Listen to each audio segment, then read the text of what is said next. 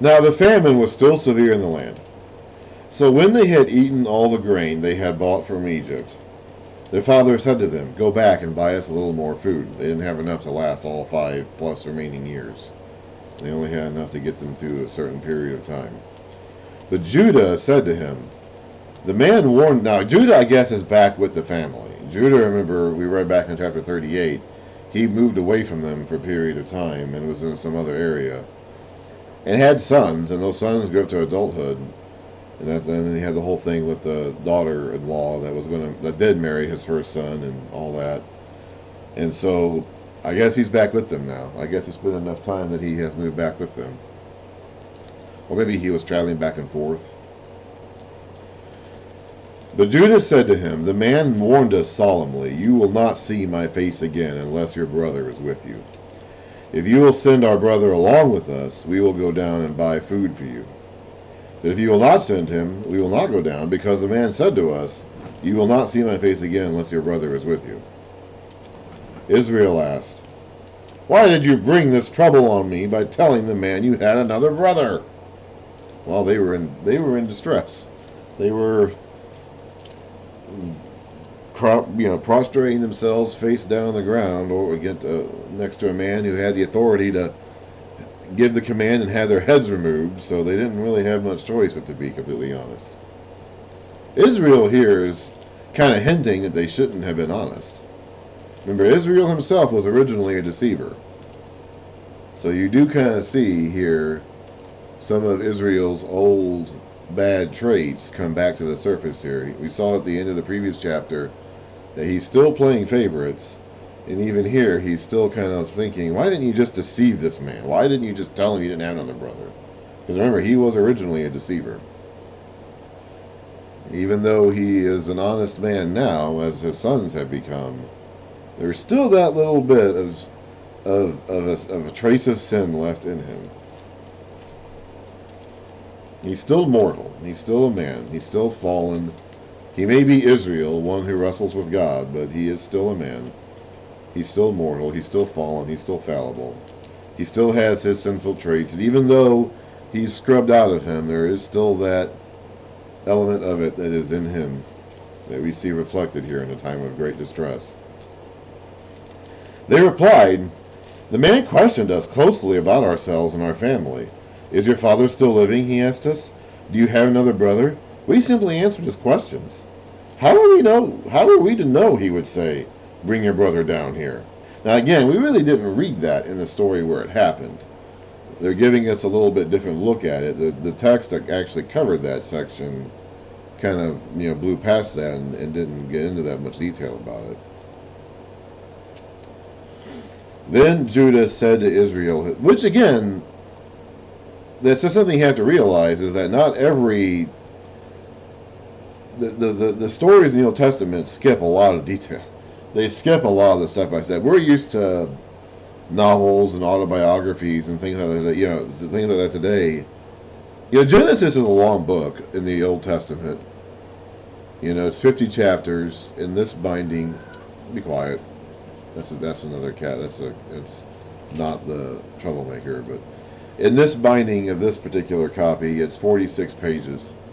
Of course, it has these double columns, on each side, and the text is really small.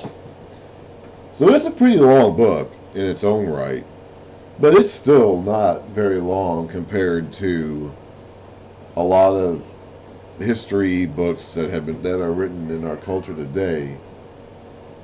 This is the one that occasionally goes crazy, though. Cat, what do you? Hey. She's mostly calm and fearful, but once or twice a day she gets into these crazy moods. Okay, so we're used to historical novels or historical accounts or things like that have a lot of detail in them. They're like 800 pages or whatever and have a lot of detail in them. That's just not what this is. They wrote these accounts on scrolls and on pen and parchment, and every space was valuable. They didn't have a printing press. They didn't have access to lots of easily reproducible paper. And so every bit of space was important, and they did not have the luxury of including every detail, even if they wanted to, and it may not have even been in their cultural mindset to do that, but even if they wanted to, they didn't. They literally didn't have the resources to do it.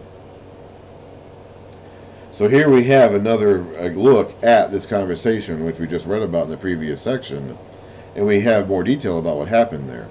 So that tells us, and again I mentioned earlier, because we saw it happen earlier, about the more detail about the time when they even put Joseph in the well. We can't necessarily just take a chapter of these historical accounts, these stories, these narratives, and just assume that that's the last word on the matter. Like that's like there's nothing else that could have happened there. There's not any other insight that can be filled in later. I mention this again because a lot of people want to do this with Genesis 1. We talked a lot about that back when we were starting this series of lessons. That Genesis 1 we want to take as the end-all be-all account of creation, and that's just not true. Even in the Bible itself, there are other verses and chapters elsewhere in the Old Testament and elsewhere in the Bible that give us further insight on the narrative of Genesis 1. So we can't take Genesis 1 and just take it up and hold it up as the end-all be-all account of how God made the world. Even the Bible doesn't do that. And so that's just a lesson that I'm constantly trying to imprint on people, because I think it's one that we really, really miss and cause ourselves a lot of problems with. Anyway, back to Genesis 43. Then Judah said to Israel his father, "Send the boy along with me, and we will go at once, so that we and you and our children may live and not die. I myself will guarantee his safety. You can hold me personally responsible for him. If I do not bring him back to you and set him here before you, I will bear the blame before you all my life. As it is, if we had not delayed, we could have gone and returned twice." I don't know how long it takes to make the trip. A few weeks, a couple months, a few months, I'm not sure. At any rate, they could have gone there and back twice in the time it's taken them to settle this argument with each other. Meanwhile, poor Simeon is still bound in some Egyptian prison somewhere. Then their father Israel said to them, "If it must be, then do this. Put some of the best products of the land in your bags, and take them down to the man as a gift. A little balm, a little honey, some spices and myrrh, some pistachio nuts and almonds. Take double the amount of silver with you, for you must return the silver that was put back into the mouths of your sacks. Perhaps it was a mistake. Take your brother also, and go back to the man at once. And may God Almighty, that's El Shaddai, grant you mercy before the man, so that he will let your other brother and Benjamin come back with you. As for me, if I am bereaved, I am bereaved." Jacob has resigned himself to a lifetime of bereavement. In his old age, as an old man, he is bereaved. And he is just, I am bereaved. That's kind of what he is now. So the men took the gifts and double the amount of silver, and Benjamin also. Benjamin would be a young man in his early 30s probably by this point. They hurried down to Egypt and presented themselves to Joseph. When Joseph saw Benjamin with them, he said to the steward of his house. Now he hasn't seen Benjamin since Benjamin was pretty small. Benjamin was the youngest brother, born well after the others. Jacob was 17 when he was sold, and Benjamin wouldn't have been more than 10 or 11 probably at the time. So he hasn't seen Benjamin since Benjamin was a child. Joseph himself would have been a child too, frankly, at 17. And this is his actual full brother, okay? These other men are his half-brothers. This is his actual full brother. So when Joseph saw Benjamin with them, he said to the steward of his house, "Take these men to my house, slaughter an animal, and prepare dinner. They are to eat with me at noon." You okay, Kat? She has to act like that didn't happen now. That's just what they do. When they do something embarrassing or foolish, they have to act like it didn't happen. They're very prideful creatures. Very much so. The man did as Joseph told him and took the men to Joseph's house. Now the men were frightened when they were taken to his house. They're going straight to the house of the man in charge. What's he going to do to them there? They thought, we were brought here because of the silver that was put back into our sacks the first time. He wants to attack us and overpower us and seize us as slaves and take our donkeys. That way they won't be able to get back. So they went up to Joseph's steward and spoke to him at the entrance to the house. Please, sir, they said, we came down here the first time to buy food. But at the place where we stopped for the night, we opened our sacks, and each of us found his silver, the exact weight, in the mouth of his sack. They measured their money in weight by that time. We measure our money in denomination of bills and stuff like that. They measured their money literally by how much it weighed. So we have brought it back with us. We have also brought additional silver with us to buy food. We don't know how or who put our silver back in our sacks. It's all right, he said. This is the steward speaking. Don't be afraid. Your God, the God of your father, has given you treasure in your sacks. I received your silver. Then he brought Simeon out to them. The steward took the men into Joseph's house, gave them water to wash their feet, and provided fodder for their donkeys. They prepared their gifts for Joseph's arrival at noon because they had heard that they were to eat there. When Joseph came home, I guess this is his lunch break, I don't know. They presented to him the gifts they had brought into the house, and they bowed down before him to the ground. He asked them how they were, and then he said, How is your aged father you told me about? Is he still living? They replied, Your servant, our father, is still alive and well, and they bowed low to pay him honor. As he looked about and saw his brother Benjamin, his own mother's son, he asked, Is this your youngest brother, the one you told me about? And he said, I guess they must have said yes. God be gracious to you, my son. Deeply moved at the sight of his brother, Joseph hurried out and looked for a place to weep. He went into his private room and wept there. Joseph gets his own room. He's the prime minister of Egypt, so if anyone's going to have their own room, it's going to be the pharaoh and the prime minister. It wasn't common. Those houses back then, again, talking about resources, just the paper and the ink that you needed to actually write stuff down. Your houses back then were meant to be like communal dwelling places. You didn't really have your own rooms. Abraham, when he came out of Ur, would have been living in an advanced city at the time, and he actually would have had his own room. And when he left Ur, he had to spend the rest of his life wandering around in tents. So he gave up a lot to do that, because God told him to. And a lot of their dwelling places at this point in time, that you wouldn't have had the luxury and privacy of your own room. But Joseph does, because he's the prime minister of Egypt. He's the number 2 guy on the planet at this point. After he had washed his face, because he would have been wearing face paint and the tears would have messed up his face paint, he came out and, controlling himself, said, Serve the food. So he has to regain his composure. Excuse me. They served him by himself, the brothers by themselves, and the Egyptians who ate with them by themselves, because Egyptians could not eat with Hebrews, for that is detestable to Egyptians. They were racists, in other words. The men had been seated before him in the order of their ages, from the firstborn to the youngest. Well, he would have known who the youngest was, because that was clearly telegraphed. And they looked at each other in astonishment. When portions were served to them from Joseph's table, Benjamin's portion was 5 times as much as anyone else's. So they feasted and drank freely with them. Now remember, these men were not very different. Their ages, he knows who the youngest one is. He knows the birth order of all of them. But they clearly had telegraphed Benjamin as being the youngest.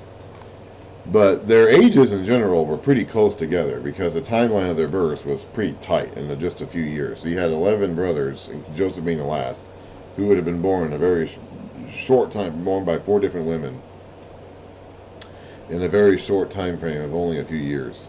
So as men, as grown men now in their 30s and 40s, um, maybe Reuben would be about 50 at this point. Let's see here. This is probably not actually. In their 40s, basically, they would be a little bit hard to tell which is the oldest. There's only a few years separating them between the Reuben. Who would have been the last one before Joseph? Zebulun, maybe one of them. Leah's last son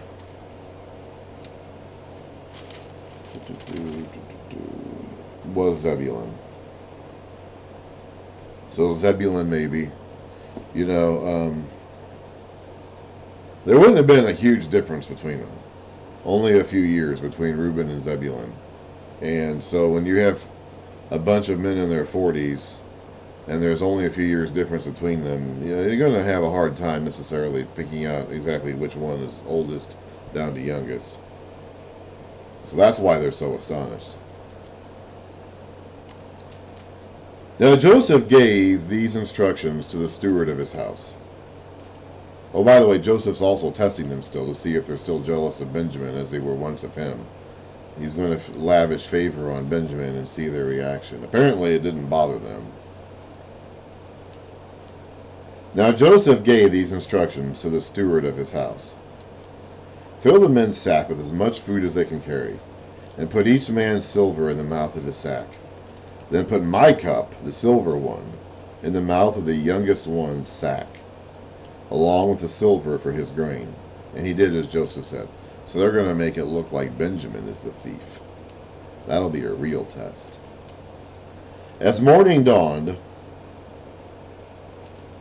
the men were sent on their way with their donkeys.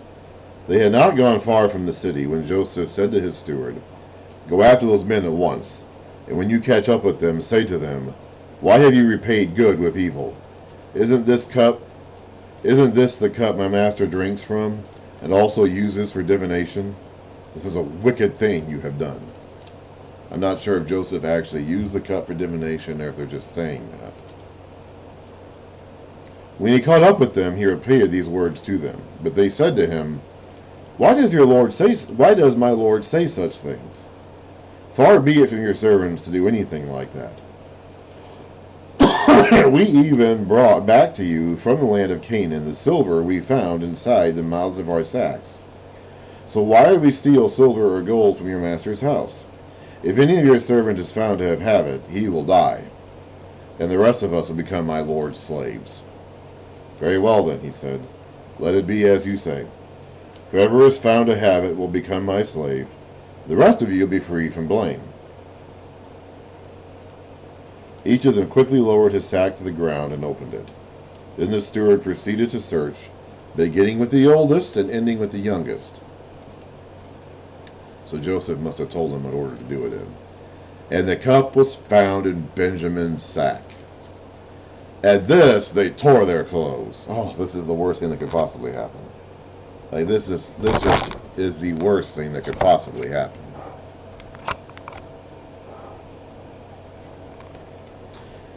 Look at that. She got me right at the moment when I was turning my... that's how clever that cat is. She was waiting for that exact opportunity. And now she's looking at herself. Here, let me show you.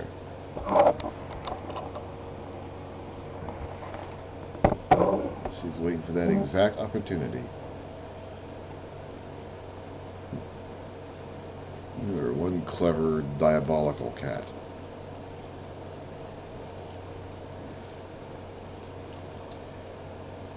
At this they tore their clothes, and they all loaded their donkeys and returned to the city. They've got to straighten this out. They can't allow this to continue. Joseph was still in the house when Judah and his brothers came in, and they threw themselves to the ground before him. I don't know how many times they've done this before, but they certainly have been throwing themselves to the ground before him a lot. Joseph said to them, "What is this you have done? Don't you know that a man like me can find things out by divination?" I'm not sure if he really uses divination or if he's just saying that to brag and boast and make them afraid of him. I don't know. "What can we say to my lord?" Judah replied. "What can we say? How can we prove our innocence? God has uncovered your servant's guilt.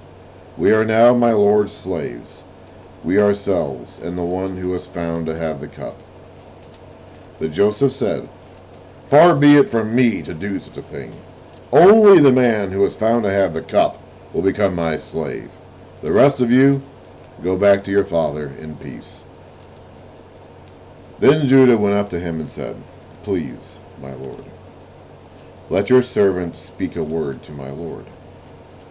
Do not be angry with your servant, though you are equal to Pharaoh himself. My lord asked his servants, Do you have a father or a brother? And we answered, We have an aged father, and there is a young son born to him in his old age. His brother is dead, and he is the only one of his mother's sons left, and his father loves him. Then you said to your servants, Bring him down to me so I can see him for myself. And we said to my lord, The boy cannot leave his father. He's a man in his 30s now, but still. If he leaves him, his father will die. But you told your servants, Unless your youngest brother comes down with you, you will not see my face again. When we went back to your servant my father, we told him what my lord had said. I had to get a drink pretty soon. Then our father said, Go back and buy a little more food. But we said, We cannot go down. Only if our youngest brother is with us will we go. We cannot see the man's face unless our youngest brother is with us. Your servant, now he's talking about himself here specifically. Your servant, my father. Actually, excuse me, he was talking about his, okay, I got that wrong. Sorry about that. So he's still talking about Jacob here. This is still Judah speaking. Your servant, my father, said to us, so he's recounting what Jacob said to them. You know that my wife bore me 2 sons. One of them went away from me, and I said, He has surely been torn to pieces, and I have not seen him since. If you take this one from me too, and harm comes to him, you'll bring my gray head down to the grave, or Sheol, in misery. Now again, this is detail that wasn't included in the previous section. When we saw this encounter between Jacob and the others, we didn't read all this. I'm not sure if Judah is making this up. I doubt it. I'm assuming it probably did happen. But we just didn't read about it. And that's part of that account of the story. Judah is in the mouth of Judah here is Judah speaking to all these J words. As Judah is speaking to Joseph, we are finding out more information about Jacob's conversation with Judah and the others before they left. So this has happened several times in this Joseph in Egypt account. So we know this is a style of their writing that we should expect to see in other works, in other writings, because this is just part of the way they do it. So now, if the boy is not with us, when I go, again, he's an adult man in his 30s now, but still, they're calling him boy. If the boy is not with us, when I go back to your servant, my father, and if my father, whose life is closely bound up with the boy's life, sees that the boy is not there, he will die. Your servants will bring the gray head of our father down to the grave in sorrow. Your servant guarantees, now he's talking about himself personally. This is what I mistook the earlier verse for saying. Now he's referring to himself personally. Your servant guaranteed the boy's safety to my father. I said, if I do not bring him back to you, I will bear the blame before you, my father, all my life. Now then, please let your servant remain here as my lord's slave, in place of the boy, and let the boy return with his brothers. How can I go back to my father if the boy is not with me? No. Do not let me see the misery that would come upon my father. Okay, so this is it. Actually, hang on. Let me go ahead and start a new video.